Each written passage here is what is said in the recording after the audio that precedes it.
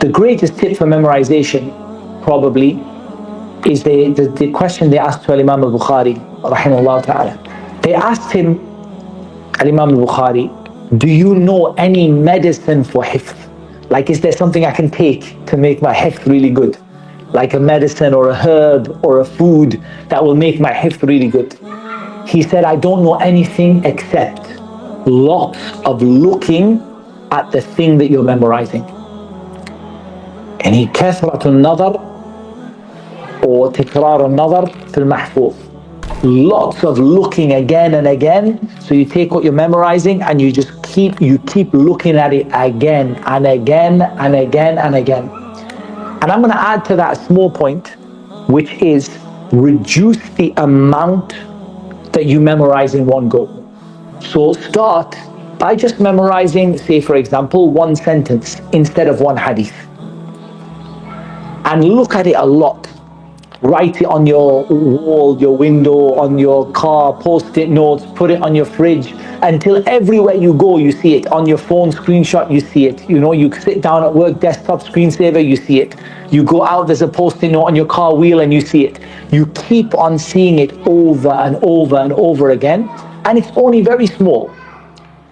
As you become stronger, you will be able to memorize more in one go, and you'll be able to look at it less. But there's two types of hifz. Hifzun sadiq wa hifzun kadhib. True hifz and fake hifz. True hifz is the hifz where you really genuinely know it. I'll give an example. Surah Al-Fatiha. If I say read from Ihdina as-sirat al-mustaqim, do you ever go Ihdina as-sirat al-mustaqim, what comes next? Ihdina as-sirat. One second. Ihdina as-sirat. I'm nearly there. No, never. It's instant. Ihdina as-sirat al-mustaqim, sirat alladhina an'amta alayhim. You like straight away it comes. You don't even have a second. This is true hifz. But if I ask you, for example, something that you heard one time, but it's kind of sort of there and it's a bit not there, this is what we call fake hifz. The problem is the fake hifz comes quick. It's quite quick. Like for example, let's do a quick test. Okay. You mentioned there's a time for everything, deen and dunya, with regard to the youth who has a choice between seeking knowledge. You mentioned that there's a time for everything with regard to the youth that's seeking knowledge. More or less I did it. Missed a word or something. Like now ask me again. You asked with regard to the deen, dunya and the youth that's... That's what we call fake hifz.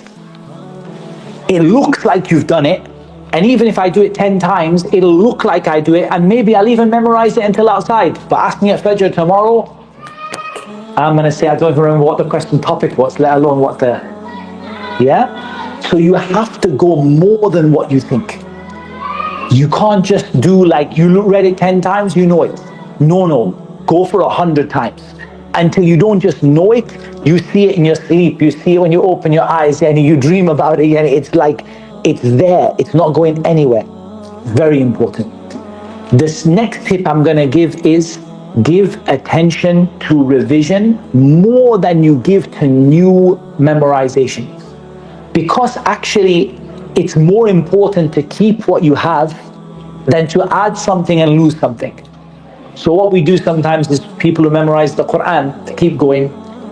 He memorized, let's say for example, Al-Baqarah, and goes to Ali Imran. He finished Ali Imran, but now he doesn't know Al-Baqarah anymore. Shaky. He goes to Surah Al-Nisa, now he doesn't know Al-Baqarah at all. Loads of mistakes. He goes to Surah Al-Ma'idah, by the time he reaches Surah Yunus, he doesn't, not Al-Baqarah, not Ali Imran, not Al-Nisa, he's forgotten it. Or he's been made to forget. We shouldn't say forgotten it, but he's been nusiya, made to forget. طيب.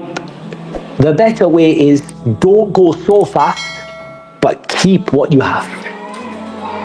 And that's why memorization really helps to have a teacher, because your teacher will make sure you don't get lazy and go on. Now you don't know that. No, you don't know that back again till you know it. So it's about preserving what you have, looking after what you have, and progressing on slowly. Don't try to take your hifz all in one go, but take it step by step, stage by stage, and also awlawiyat in hifz. Awlawiyat is priorities.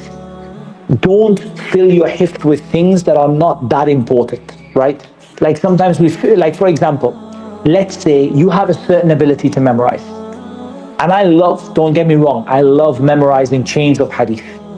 But if you know your memory is limited, why are you going to put the chain in your memory and miss out on the words of the Prophet ﷺ later on? Does that make sense?